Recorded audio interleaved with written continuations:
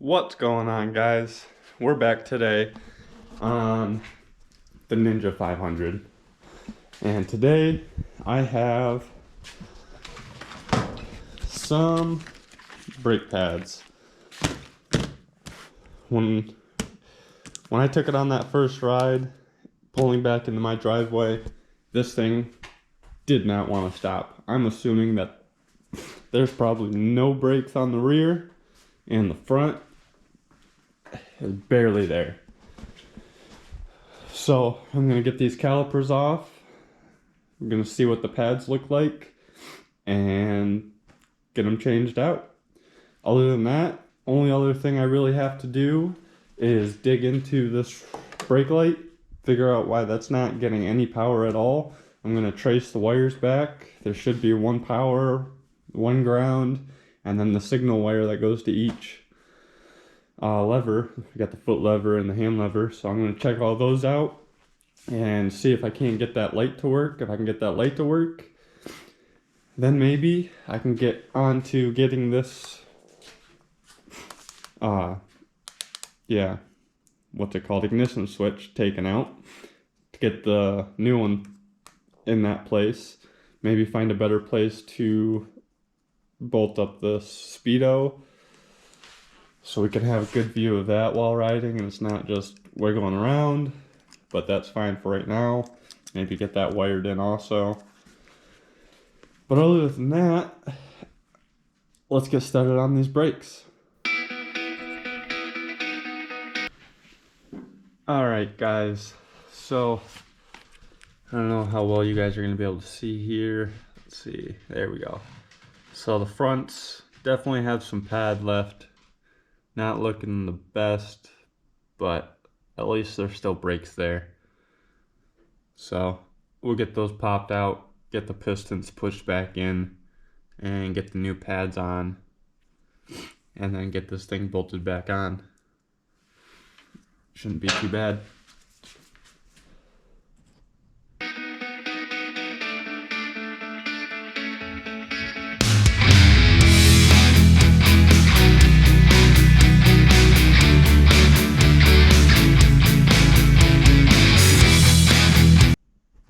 Alright guys, so I got the brake pads out here. There's some pad left, not too much. Definitely has a bunch of mud and grit on the inside of the brake there, so that's not good for it. But so I got those out. Let me get this so you can see it. Got those pistons pushed back in. Just trying to get it so you guys can see. They're as flush as they can be. So while that's off, wipe it down a little bit, try to get some of that gunk off. Get the pads back in, get it reinstalled. I'll show you guys that once I'm done with that. And then I will get moved on to the rear pad. We'll be doing the same thing into the rear. Catch you in a few minutes.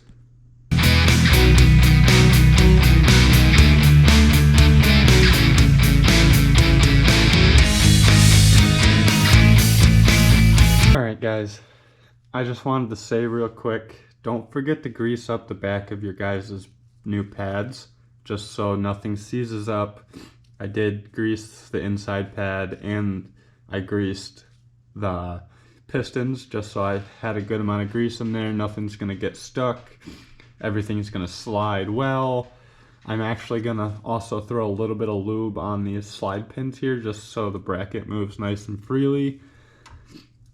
And then I'll get this guy put back onto the fork and the rotor, and we will be moving on to the rear. I just wanted to let you guys know, don't forget your grease.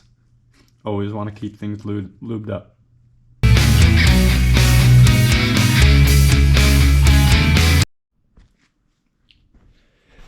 Alright guys, I have the rotor back on. I don't have these bolts tight. They're just, you know, I can still turn it just fine.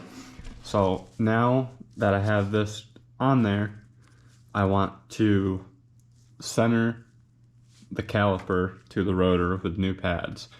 To do that, Gonna come up here. I'm just gonna start pushing those pads in until it grabs that rotor. You're gonna see that caliper move. And what you wanna do is I'm gonna use my arm. I'm gonna hold that brake on, grab the tool, and start tightening your bolts down. And that should center up your rotor, or sorry, center up your caliper to your rotor so you don't have any rubbage. And you let go. And if this wasn't in wheel shock, I could probably spin it, but front caliper is good. Let's move on to the rear.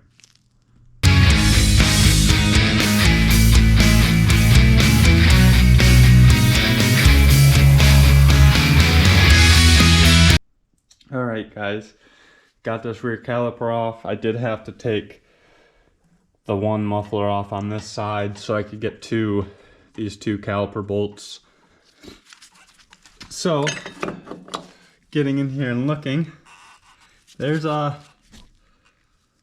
only one pad in here, and there is no pad left on that pad. So I'm hoping that the piston is alright and isn't overextended or grinded down. So I will get that pressed in. Hopefully it will be pressed in, and I'll show you the aftermath after I get the new pads installed with grease, and I'll let you guys know how it looks.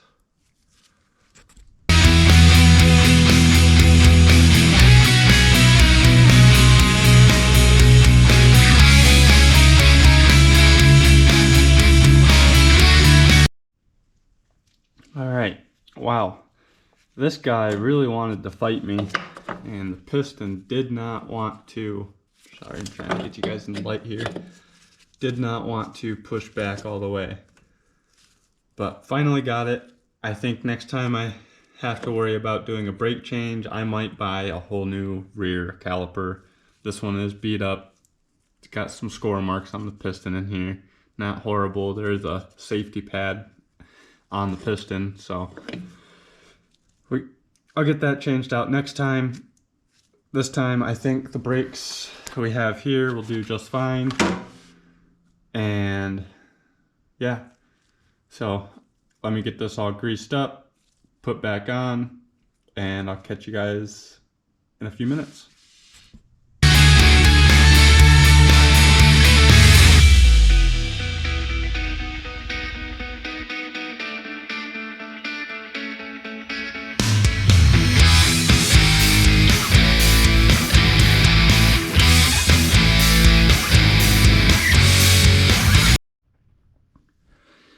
All right, I got the rear caliper back on, tightened on.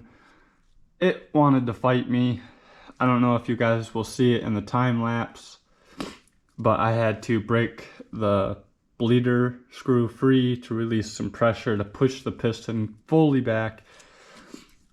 It kept wanting to pull, like I would push it back, it would come out maybe like 2 millimeters, which would pretty much not allow me to get the rotor between the pads. So I had to squeeze it, hold it, loosen the bleed screw, let some fluid out, tighten it back up while holding it, and I was finally able to get the new pads. I'm not gonna be able to see in there. Pretty good, you can see it right there. But so we got new pads in the front and rear. Now I just gotta throw that pipe back on and we'll be good to maybe roll this off and see if they work. All right.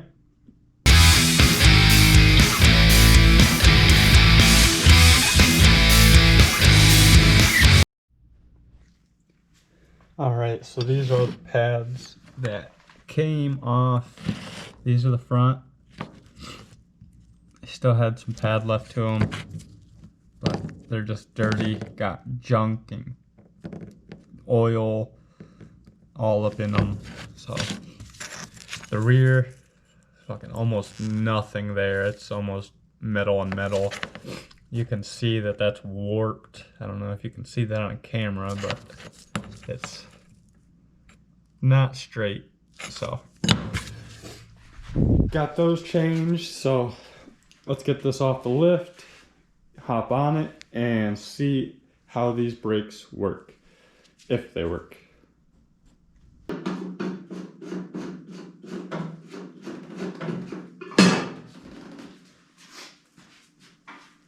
Alright guys, let's see how these brakes are. Well, they're not locked up. So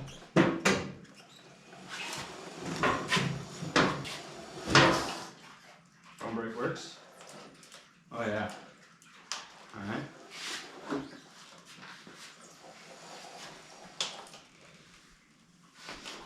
Let's try rear.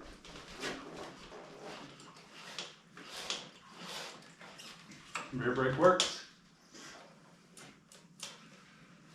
Cool. So we have working brakes. Awesome. Alright guys, we got the brakes done. So now let's move on to the tail light, see if we can figure that out. To do that, we're gonna have to get under the seat. Hold this guy here. Get this guy off.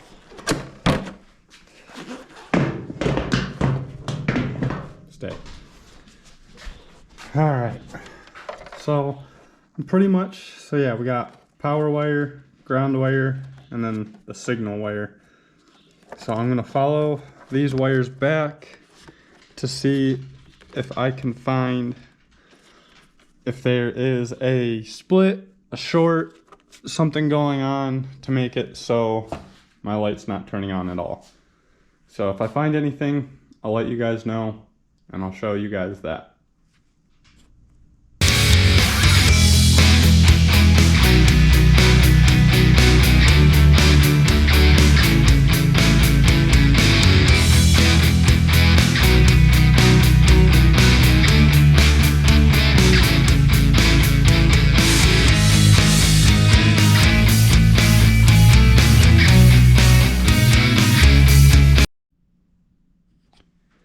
Alright guys, as you can see, I had the thing torn down once again.